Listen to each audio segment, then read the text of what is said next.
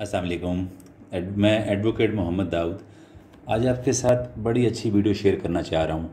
वो है जी हमारे बिल्डर्स और डेवलपर्स भाई, उनकी रजिस्ट्रेशन किस तरीके से की जानी है। एफबीआर ने उसका स्टेप बाय स्टेप तरीक़ाकार इंट्रोड्यूस करवाया है। आज मैं अपने भाइयों के साथ वो स्टेप्स सारे के सारे आपके साथ शेयर करना चाहता हूँ। किस किस तरीके से रजिस्ट्रेशन होगी, कौन कौन सा तरीका अडॉप्ट किया जाएगा, और एफबीआर ने जो अपना पोर्टल रखा हुआ है आईरस वाला, उसमें किस तरीके से इसकी रजिस्ट्रेशन की जाएगी। आइए हम लोग चलते हैं। अब इसका तरीकाकार मैं आपको बताता हूँ। सबसे पहले आता है जी हमारा स्टेप नंबर 1।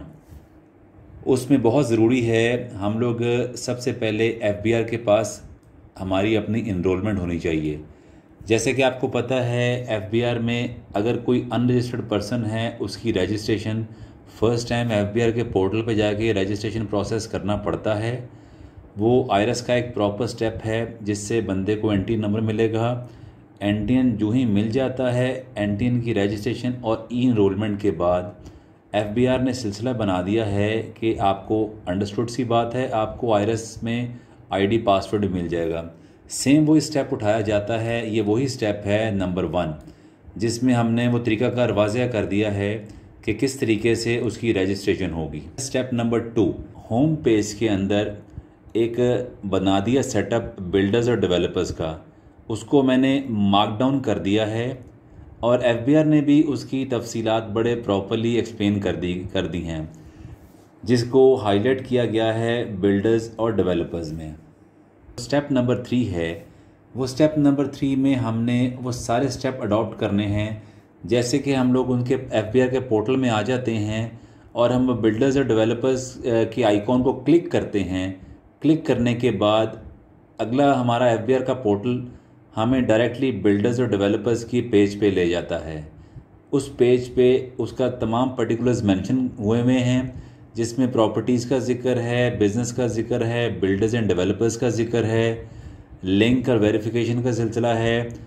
उसमें आपने सबसे ज़्यादा पिकअप करना है तो बिल्डर्स एंड डेवलपर्स को। स्टेप नंबर 4 में इन्होंने प्रॉपरली एक साइट एक्सप्लेन कर दी है। जैसे कि मैंने आपको स्टेप नंबर 3 में बताया था कि जब हम लोग क्लिक करके टैब पे बिल्डर्स एंड डेवलपर्स को क्लिक करते हैं तो उससे नेक्स्ट स्टेप में उन्होंने एक और फॉर्म इंट्रोड्यूस करवाया है जो बिल्कुल फ्रंट पेज पे बिल्डर्स एंड डेवलपर्स को एक्सप्लेन किया गया है, और वो तमाम पर्टिकुलर्स जिनकी बेस पे हम लोगों ने इसकी रजिस्ट्रेशन का प्रोसेस करना है, और राइट साइड पे एक आइकॉन को इन्होंने क्लिक कर दिया है और उसको हाईलाइट करके उसको सर्कल लगाए हुए हैं, जिसकी बेस पे हमने उस बिल्डर और डेवलपर की इंफॉर्मेशन उसके अंदर पुट इन करनी होती है। नेक्स्ट स्टेप है जी हमारा स्टेप नंबर 5।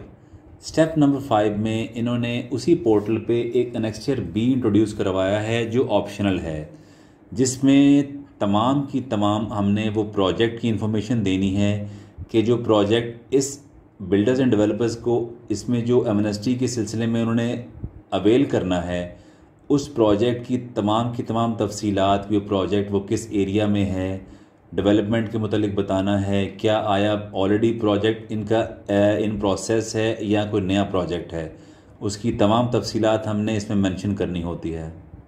लोग स्टेप नंबर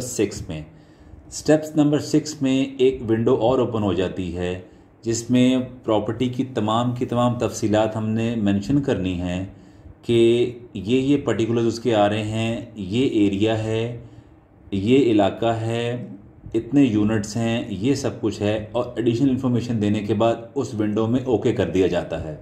इसी तरह स्टेप नंबर 7 में जाके हम लोग बिल्डर्स हों या डेवलपर्स हों, दोनों कैटेगरीज़ का ख्याल रखना है।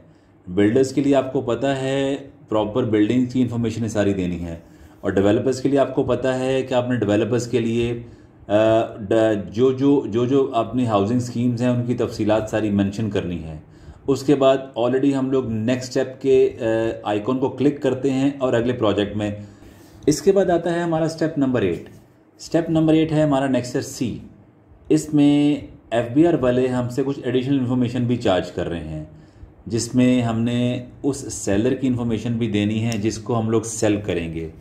जिस तरह कि आपको पता है एफबीआर का ये जो नई स्कीम के तहत जो हमारे सेक्शन 100D निकाला है, उसमें तमाम की तमाम इन्फॉर्मेशन के साथ साथ हमने वो इन्फॉर्मेशन भी डालनी है इसके अंदर कि अगर कोई एडिशन के साथ साथ लिंक अप चल रहा है तो हमने सारी इन्फॉर्मेशन डालनी है, किसको किसको साथ शामिल कर रहे हैं। जैसे हम लोग जिसको समटाइम तैयार प्रोजेक्ट को बिल्डर्स हो, बिल्डिंग वाला प्रोजेक्ट हो या सोसाइटी वाला प्रोजेक्ट हो, हमने अपने सेलर की इन्फॉर्मेशन बीच में ऐड इन करनी है, बहुत ज़रूरी है इसके लिए। हम लोग स्टेप नंबर 9 में वो इन्फॉर्मेशन दी गई है, आपको बताना है कि कितना कितना पैसा आपने इस प्रोजेक्ट में इन्वेस्ट करना है। ये भी बताना है कि कितना लैंड लिया है, उस लैंड पे इन्वेस्टमेंट आपकी कितनी हुई है। ये तमाम पर्टिकुलर्स अपडेट करेंगे तो हम लोग इस प्रोजेक्ट का और एक स्कीम का पार्ट बनेंगे। इसके बाद आते हैं स्टेप नंबर 10 में।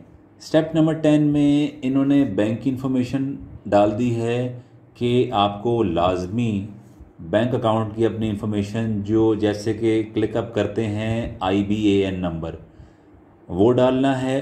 उसमें कोई कोताही नहीं बरती जाएगी, उसको परफेक्ट डालना है और उसमें अमाउंट भी बिल्ट इन करनी है। और ये लाजमी बताना है उस बैंक अकाउंट के अंदर आपने कितनी अमाउंट इन्वेस्ट की है और उसमें डेट भी मेंशन करनी है, किस डेट को आपका पैसा उस बैंक में इन्वेस्टमेंट के तौर पे आ गया है जो हमने इस प्रोजेक्ट में लगाना है। इसके बाद आता है स्टेप नंबर 11। स्टेप नंबर 11 में भी हमें लैंड की इन्वेस्टमेंट के मुतालिक बताना है। उन्होंने एडिशनल इन्फॉर्मेशन डाल दी है कि लैंड की लोकेशन कौन से एरिया में होगी, लैंड रजिस्ट्रेशन की सारी तफसीलात मांग रहे हैं, कौन इस लैंड का ऑनर होगा, किस दिन वो लैंड ट्रांसफ़र हुई है और कितने पैसों में ट्रांसफ़र हुई है, उसकी तमाम तफसीलात। देन उसको क्लिक करके हम अगली विंडो में चले जाते हैं। इसके बाद आता है जी स्टेप नंबर 12। स्टेप नंबर 12 में इन्होंने एरियाज़ डिफ़ाइन कर दिए हैं। आप पाकिस्तान के किसी भी एरिया में रहते हों, आपकी रेजिडेंशियल प्रॉपर्टी हो, आपका जो भी इलाका हो, आप किस जगह पे हैं, उसका एक प्रॉपर फॉर्म है। एक एडिशनल विंडो आ जाती है जिसमें हम लोग तमाम की तमाम एड्रेसेस वगैरह मेंशन करते हैं। इसके बाद आता है जी स्टेप नंबर 13। स्टेप नंबर 13 में हमने सोसाइटी में जो आपने प्लॉट हायर किया और कोई बिल्डिंग में कोई फ्लैट लिया, उसका जो ऑनर है उसकी भी तफसीलात हमने एक विंडो में मेंशन करनी है कि कौन उसका ऑनर है, कब उसकी रजिस्ट्रेशन हुई, कितना एरिया है और कब उसको ट्रांसफ़र किए गए। ये तमाम तफसीलात मेंशन की जा रही हैं। इसके बाद हम चलते हैं जी स्टेप नंबर 14 में।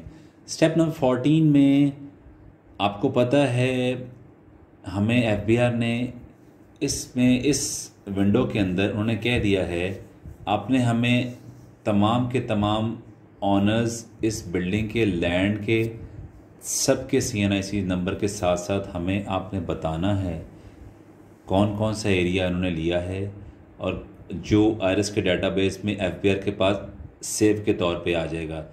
उसकी रजिस्ट्रेशन का प्रोसेस बहुत ज़रूरी है जी, इस चीज़ का भी ख्याल रखना है। इसके बाद अगली विंडो पे चलते हैं। अगली विंडो में FBR ने एक और चीज़ ऐड कर दी है, वो ये है आपको इस विंडो में अपनी डॉक्यूमेंट्स को ऐड करना है। आपको लाजमी बताना है कि कौन कौन सी प्रॉपर्टी है, उसका डॉक्यूमेंट अटैच करेंगे।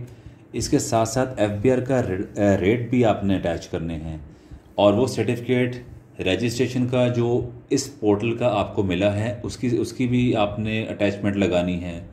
इसके अलावा उस प्रोजेक्ट की जो अप्रूवल हुई है, किसी भी कंसर्न जैसे कि नेस्पाक है या उधर अप्रूविंग अथॉरिटी हैं, उनका सर्टिफिकेट लगाएंगे। ठीक है, ये भी बहुत ज़रूरी है जी। इसके बाद हमारी अगली विंडो आ रही है, वो है जी जो भी प्रोजेक्ट आप कर रहे हैं, चाहे आप बिल्डर्स हैं या आप डेवलपर्स में आते हैं, आपको नेस्पाक की तरफ से या कोई भी अप्रूविंग अथॉरिटी है उनकी तरफ से जो प्रोजेक्ट आपको अप्रूवल मिली है, जैसा भी सिलसिला चल रहा हो, उसका सर्टिफिकेट आप अटैच करेंगे। अच्छा, एक चीज़ मैं आपको और बता दूं, आपको पता है इसी प्रोजेक्ट के अंदर इमरान खान की वो एहसास प्रोग्राम का सिलसिला भी चल रहा है। इन केस किसी भाई का अगर उसमें मामला चल रहा है, उसकी भी सेम तफसीलात हैं। उसको इन अंडरस्टूड सी बात है, थोड़ी सी एग्जम्पशन तो मिली हुई है, काफ़ी हद तक परसेंटेज में मिली हुई है। आपने जो काम करना है आपने लाजमी उसको मेंशन भी करना है।